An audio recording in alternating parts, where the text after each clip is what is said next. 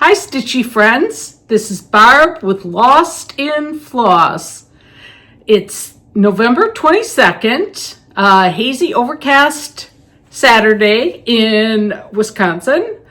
Yesterday was a fun day out and about shopping. But before I go into, I'm not even going to go into that. What this really is going to be, video 140, is a continuation of video 139, where I show all sorts of previous year's Christmas finishes. In 139, I have two big Christmas boxes that I keep many pillows and some flat folds, various things, ornaments in, and I totally blanked out that I also have things that hang on the wall, and quite a few of them. Some of them are my favorites. So I would have saved this for later, but as you can see, I'm starting to decorate for Christmas, and this is not how it's going to be. I just was shoving things up there to get them out of the way. But realizing that I don't want to take like everything down to show you and then put it back up. So I thought I would just do, this is just going to be finished pieces from previous year Christmas. And then I have a couple finishes that should be, I should be able to show in the next couple days. So I will make my regular video, including an update on the stocking. Thank you all so much for your help with that. I think I've figured it out, and I think I'm happy with it. So you'll see that if you've been along on that journey. In the meantime, let's just run through some of these Christmas things. The first things I'm going to show you are more wintry. These are Waxy Moon design winter pillows, and I've misplaced the third.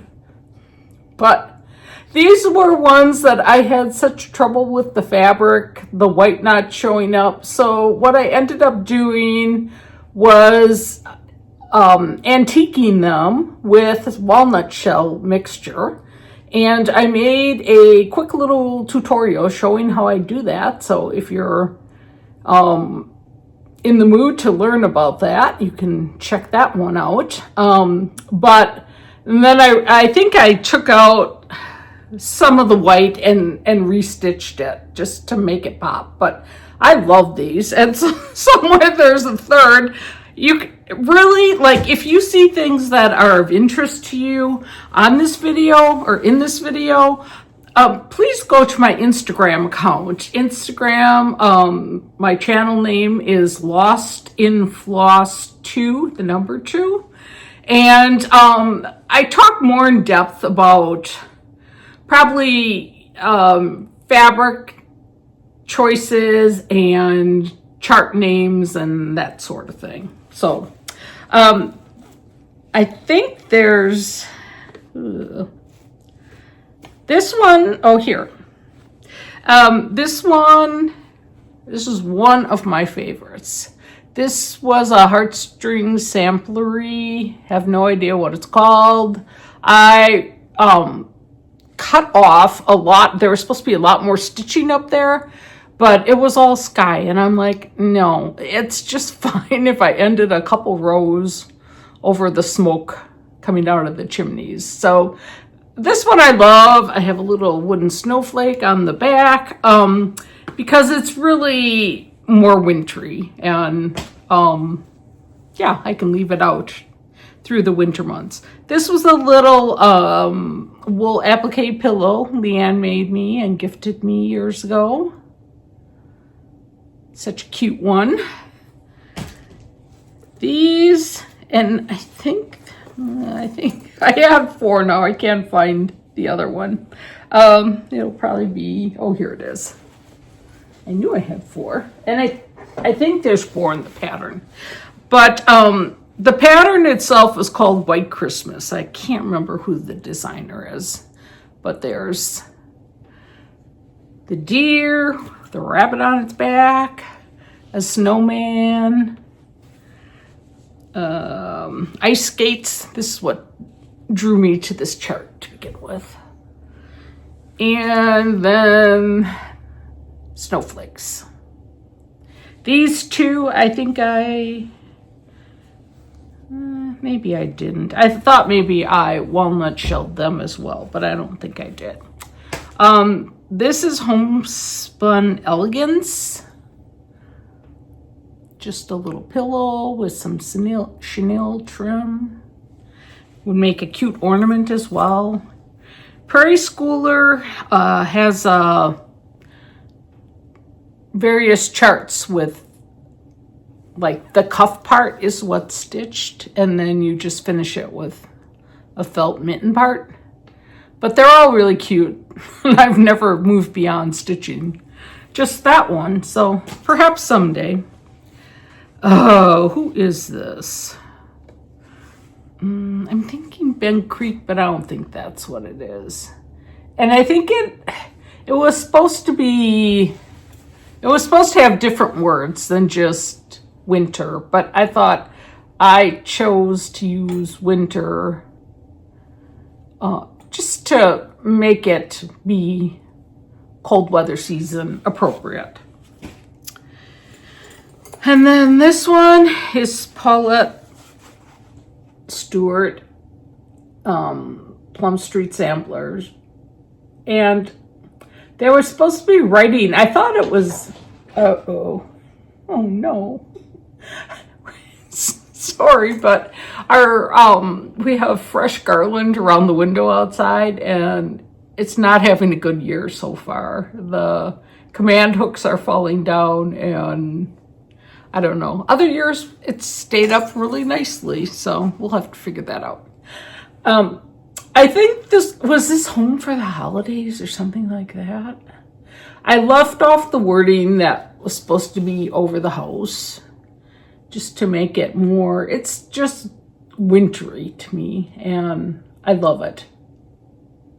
I made it into a flat fold, a la Vanna's tutorials, which I'm not sure if they're there again or not, but she was an awesome teacher.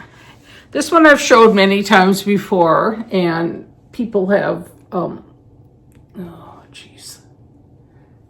That's why I don't put glass on my stuff. It's a Sue Hillis design. You probably still can get it. But I bought it at a craft show, all finished beautifully for $22.50. Would you do that work for $22.50? When you figure less the cost of your materials and whatever. This was Winter Row, I think, Bent Creek, and I don't know. This was back when I kind of just was more creative in framing things. So I found this birch snowflake, and you know, it's good enough for the amount of time that it's out during the year. This was one Leanne stitched. I framed. I think it's a Little House Needleworks. Pretty sure. I like this one too because I can leave it out into the winter. And it looks great with the hearts with all Valentine-y stuff.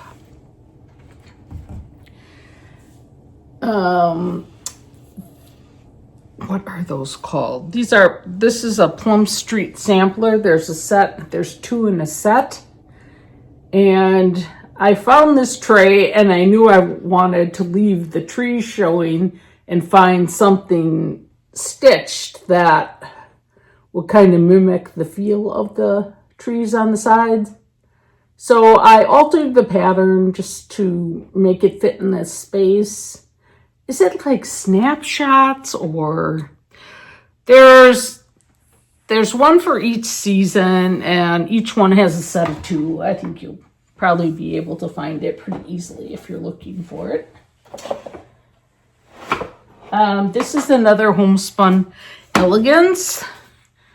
And again, I didn't have the appropriate size frame. So I found these snowflakes that I antiqued and stuck at the bottom, and I'm happy with it. You know, it's a much more economical way to frame something than taking it in and having it all gussied up. And then this one is drawn thread. You were supposed to use silks and whatever, and I just converted it, and I have it like there's space behind this, so it's sticking out because it wouldn't have fit otherwise. And so I have it on like little blocks of styrofoam pushed up. If I was doing it now, I'd probably do something different with it, but part of the fun is seeing the difference in your finishing journey and just, what you've learned and whatever. This one is a seasonal one, but I thought I'd show it to you. There were many laughs about this because when I found this cabinet, I did not realize it was a toilet paper holder. And I'm like, oh, it's got this little handle on top. Oh, there goes my ice skate. That's what I love about hauling out Christmas decorations. Everything's falling all over.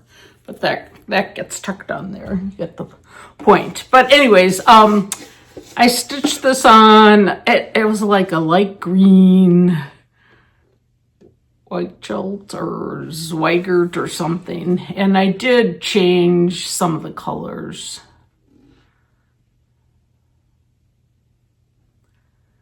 But I'm really tempted to, I need to measure up to see if all my seasons are the same, but this is such a cumbersome piece and I don't really have a good spot for it. So part of me thinks I would rather have them in a frame that I could switch out, but I don't know if that'll happen or not. All through the night, the triplets. Let's see, Henry, Harry, and Jack. I couldn't tell you who's who. It's like a mother who doesn't recognize her children's or calls all the names before she gets the right one. But Leanne and I stitched these. Both of us stitched these, and they're just, they're so cute. And I found this frame, and it's nice to have things that are long and narrow, and they fit in perfectly. So that was a good one, I think. Okay. We've got lots more to show. I have more Christmas stitching than I realized. This one, I'm surprised Brenda Gervais didn't call me up and have me arrested for this finish, because it's really a jazzed up version of her chart, Candy Cane Lane, and I took bits and pieces to make it fit on this toboggan. And I was gonna tone it down, but then so many people really loved it and it grew on me. So I'm like, no, we're just keeping that as is. So I think it's cute, and even though it's jazzy, it's fun for the season. Okay. Let's see. Let's do this one. This one, Margot, Are You Sorry? My friend Margot started. She abandoned it because she hated the fabric. I didn't necessarily care for it, but the more I stitched on it, the more I'm like, oh, I got to get this done. It's so roughly framed by me.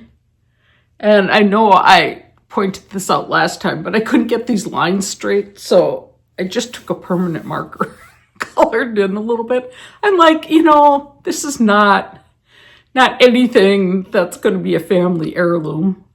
Although it is so darn cute, I'm really glad I stitched them or finished them. Can't go wrong with that kind of thing. This truly is I could pick out probably 10 of my stitched Christmas pieces that are my favorites, and this truly is one. This is All Through the Night, Oh Christmas Tree, This I know is stitched on Lakeside Vintage Pear, and I use Classic Colorworks Belle Soie Miss Green Jeans or something like that. I found this frame just as is, and at first I thought it was going to be too glitzy, but I'm so glad I used it. It was fun using one color floss, and I would carry it along the back so I could get the variegation the way I wanted it. Speaking of Margot, she just brought her finished piece to our stitch group, and she made her ornaments and her birds in color, and also the basket at the bottom. And it's really cute that way too. It's just, you know, it looks like a completely different piece. But truly, truly one of my favorites. And that's an oldie. This was a piece that has very special meaning to me. Leanne started it, got about halfway, and I finished it and had it framed. But this is Christmas Garden by Blackbird Design. I put little touches like our, well, admitting my age, but our graduation year from high school, because we met in high school, and our initials are in there. And she started it using, I think it was Cherry Cobbler instead of the Calico Kitty or whatever the call for color is. And I'm so glad, because I really like the redness of the colors in there. It just makes the rest of it pop. So near and dear to my heart, and I leave this one up year round because no one in our house has noticed that it says Christmas on it, and till they do, well, that's just how it's gonna stay.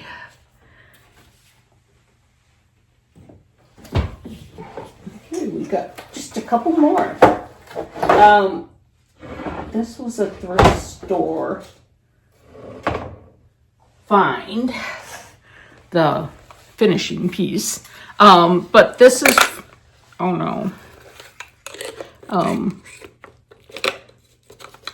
This is Prairie Schooler, the monthly series. And I found this, it's like a basket in here.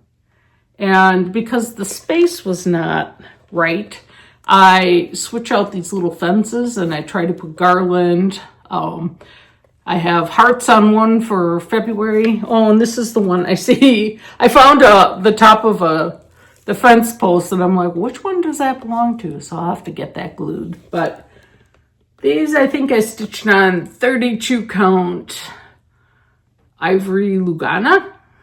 And I've decided I have April to do, and then for September, October, November, I'm going to do one fall one. But I just, you know, you can't go wrong with Prairie Schooler.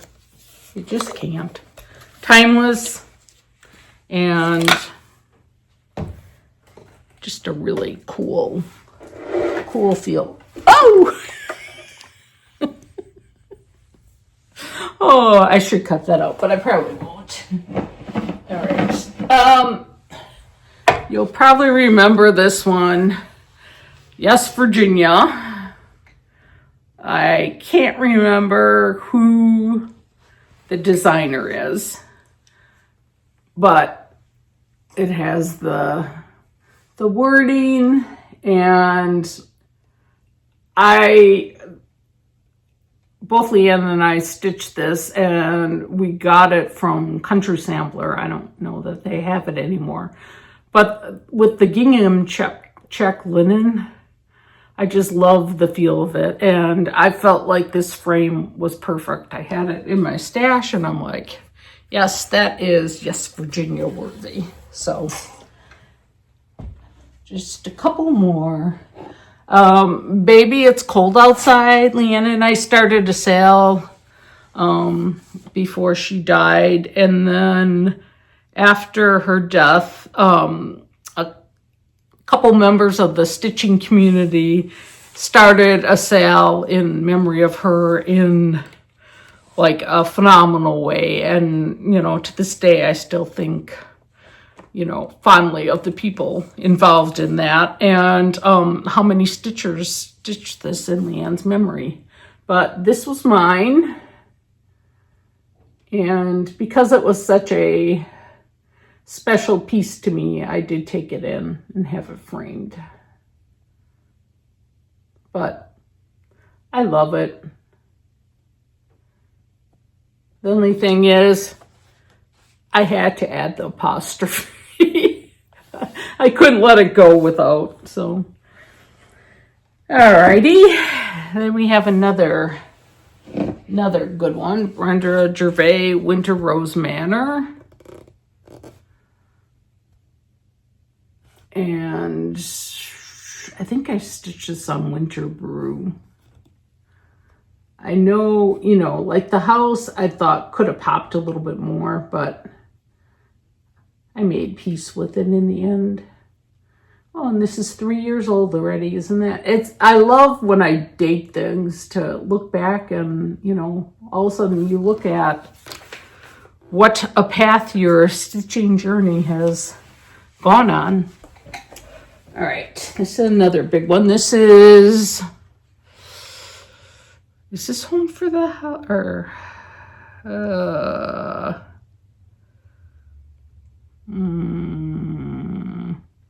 I know if you really don't know and want to know, I have it on Instagram, so you can look for it there. I got this as a kit from Country Sampler, and as oftentimes they do occasionally change out colors and called for linens and that sort of thing. But this I had, I just got it done at the end of the, you know, towards the Christmas season. So I need to figure out a special place to put that. And then this is still, I think this is still my favorite Christmas finish. Can you guess what it is? Santa's Mail. I saw this tin, I think it was at Joann's, like maybe in the summer, and it was marked down, and this was a number of years ago. It was marked down to just $1 or $2 because, you know, I think it was like 90% off. And I thought, I know I can do something with that. And so I wanted to do something mail related. So I found, if any of you are familiar with Veronique Enganger, she has a book of tiny little stitch things. And stand up so you can see it better. So there's a little letter and a little girl mailing a letter. And somewhere there's this is the postage stamp. But then I also found, like, these were place card name cards. And then I wound a little of the check gingham and added some greenery and a little bit of berries. And yeah, I think it's really one of my favorites. What do you think? So that does complete my parade of all my wall finishes. So now I get to try to find places to put all this stuff. Good luck, right? But because I have lots of exciting things to share soon, I will be coming back in the near future. I also want to try and get that project bag made so we can have a gifting to one of you people. And yeah, in the meantime, if I really hope to record before Thanksgiving, But if I don't, have a great Thanksgiving, whether you're having a quiet day alone stitching or with 50 of your closest friends and relatives. And in the meantime, please continue to fill the world with love. Toodles.